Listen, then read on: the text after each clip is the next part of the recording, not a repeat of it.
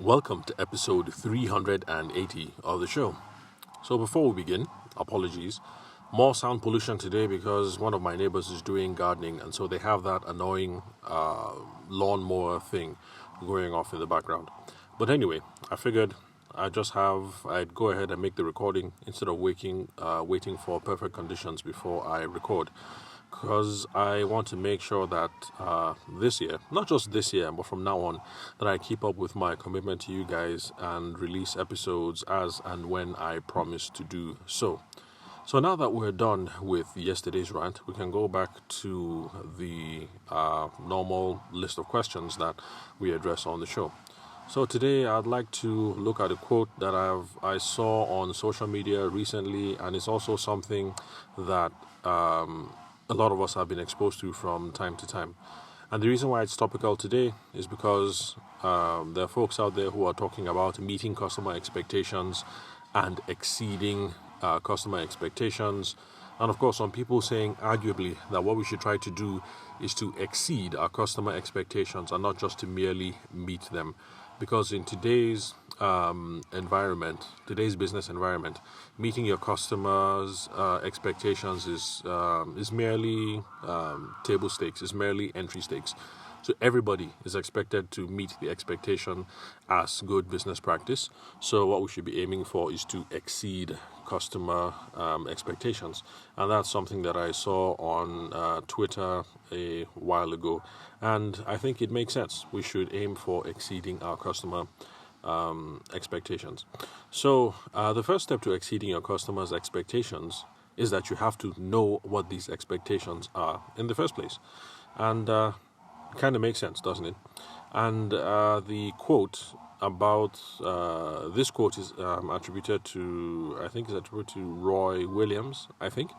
I'm not sure what his background is. I'll have to check it out later on. Well, actually, that's bad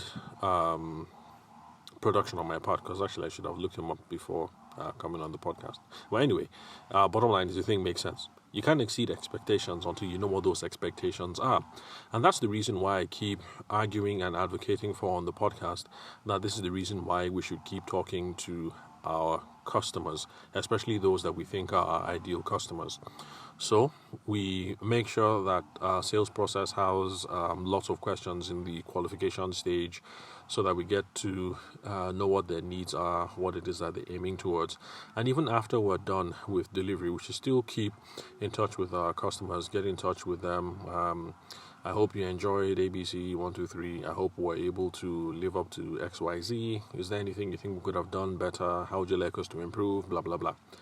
It's really important to have all those conversations over the long term, and you don't just stop when the person has made the deposit and then you have delivered, because this is how you're going to get at the heart of what your customers' expectations are, and then you know what it is that you have to exceed.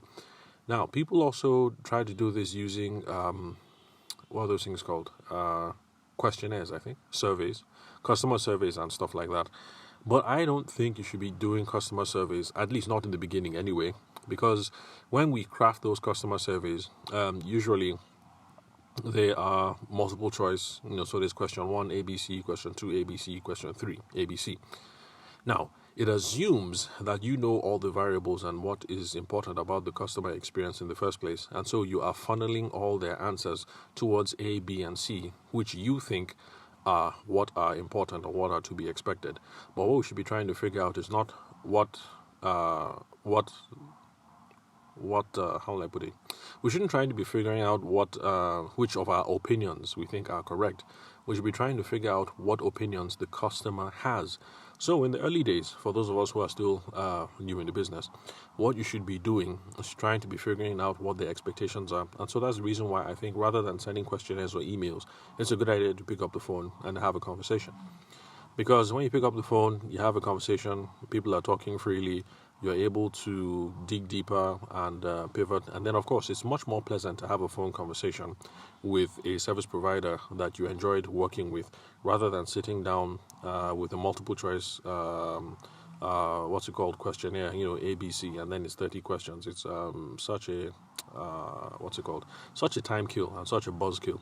It's something that I realized early on in my wedding photography practice when I called up a particular couple to talk about the pre-wedding shoot. So I wanted some answers about how they met, places that they like to hang out, things like that, just to know more about them. And that is how I used to factor in where we would have the pre-wedding shoots done, get the ideas for pre-wedding shoots. Now, before that couple, I used to send it out as a Google document. So there'll be questions there, and then they would type the responses, and then from there, I'd take it from there. But this particular couple, at the time, wedding planning is very, very difficult and busy. But at the time, they were going through some personal circumstances that made them not so available for stuff like that. So the bride said, "Why don't we just have a phone call?" This is a while ago, anyway. This is before I started talking about I started this my gospel of using the phone. So try not to be disappointed with me too much that I didn't practice what I preached. That was a long time ago, and those are some of the things that have made me to stand behind this gospel of using the phone so firmly. So she said, "Why not just have a phone call?" So I picked up the phone, I called them. We had a fairly long discussion. It ended up going to about 15 minutes, but it was really lively. It was really animated. I got lots of information, got to know about them, were able to come up with the right locations for the pre-wedding shoot there and then, rather than me sending over questions. They type the questions, send it back to me, then I read it, and then I send them another email suggesting venues and then stuff like that. So we're able to wrap up everything quite sharply with one 15-20 minute conversation, rather than exchanging emails back and forth over 3 days. So this is an example about how the phone conversation is really personable, really conversational, allows you to dig in. You'll be able to get to the root much quickly of what it is that your customers are thinking about. And I think that it should also be the process that you should follow when you're trying to figure out what their expectations are. Start off with the phone call. Now, the thing is, after you do this over the phone several times, let's say you've done this with 20 clients, you'll now see a trend emerging. I'm not saying it has to be 20. I'm just saying after you've done it with a couple of questions, you now get a sense of certain trends that customers either like this or that. And it's after that you've done this preliminary step of having conversations with all your early customers that you now know how to craft the perfect questionnaire.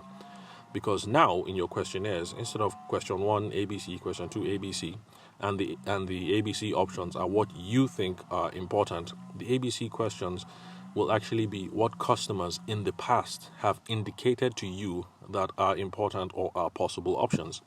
So yes, the Google Doc, the questionnaire, the MailChimp, the whatever it is, software it is that people use these days, those things are there, and yes, you should use them, but not in the beginning. Phone calls first, until you get a fair sense of who the customers are, and you get a sense of the themes that keep coming up over and over again, and then that will inform the customer survey that you come up with later on.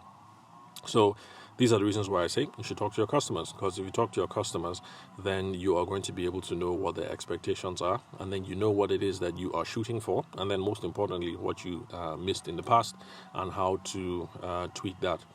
So also, apart from that, talking to these people, your customers, is going to give you a better sense of who your ideal customer is, because some folks are going to say, we give you 5 over 5, although you could have done better on this, you could have done better on that, you can improve this is absolutely what I love. And by the time you start running into a couple of these people, 5 or 6 of them, you now realize that, okay, these are the people that I really love working with, that get value from what it is that we do, and they pay me without hassle. I guess these people should be our ideal customer profile. So instead of just sitting in your basement discussing with your wife or your husband or your team, and you guys start dreaming up who your ideal customer is, talking to your customers is going to give you a very real sense of who your ideal customers who your real ideal customers are, because you're having these conversations, you're going over transaction records. I hope you guys are keeping transaction records anyway, so that you know who it is to call. So in January, we did three jobs.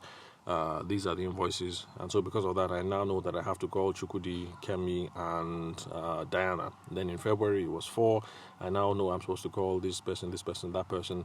So it doesn't have to be anything too fancy. For me, the invoices usually my first port of call, because the invoice will have, name, email address, and then a summary of what it is that was delivered. So if I just look through my invoices, then I know, okay, who it is that I need to call when I'm trying to look for some customer intel, customer opinions.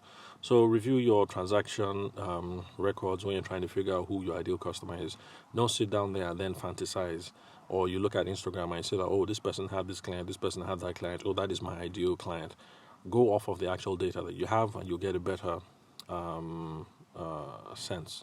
Then another reason why we should have these conversations with our customers is because they also tell us where we're leaving money on the table. Because there are some things that they're going to say that you could have done you should have done ABC better, you could have done XYZ better.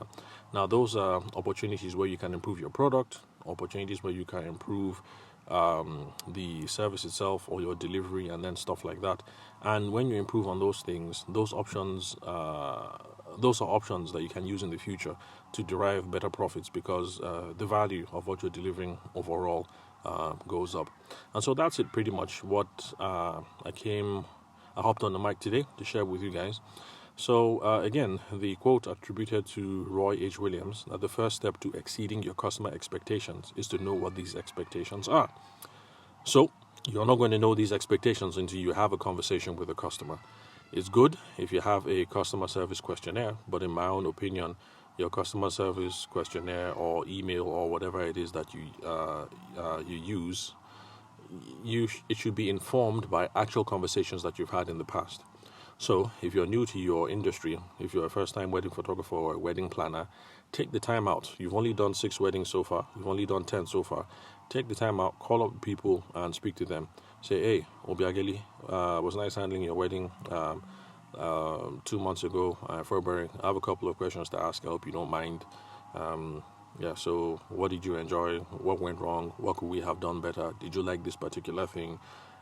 Have the conversation. If you did a good job of building rapport and building the relationship in the beginning, then it's going to pay off in spades at this point. And from the conversation that you're going to get, from the data, from the information that you're going to get from these conversations that you're having with these first 6 clients or with these first 10 clients or first 20 or whoever, it's going to be absolute minefield. It's going to be gold for you. And another benefit that we don't talk about a lot is when you have conversations like this and you have 5 or 6 people in a row say, oh, you smashed it, especially this, especially this, especially this. It's a good high. It's a good buzz. And it helps you pick up the phone tomorrow to sell or to go to the bridal fair to keep on selling. And when you run into those times when you have difficult interactions with clients, you remember all the good clients you've had, all the Obiagelis or all the Tavishimas or all the Dianas who said you did a wonderful service. And then, it helps reinforce that, okay, I'm not crazy. I actually am good. I'm the shit. There's some value here that I'm delivering. It's unfortunate with what it is that happened. It didn't work out, but I'm good. I'm the bomb. And then it helps you keep on selling. So, with this in mind, let's keep talking to our customers. It doesn't end when we just collect the deposit and then we deliver. So even after delivery, speak to your customers, because it's going to help you figure out what it is that they expect, and you're going to know what it is that you have to exceed. So thank you very much for listening to today's show. I am your host, Abuja-based sales consultant Tavishima Ayede. Thanks for your time and attention. I'll catch you guys at the next recording, and you all enjoy the rest of your weekend.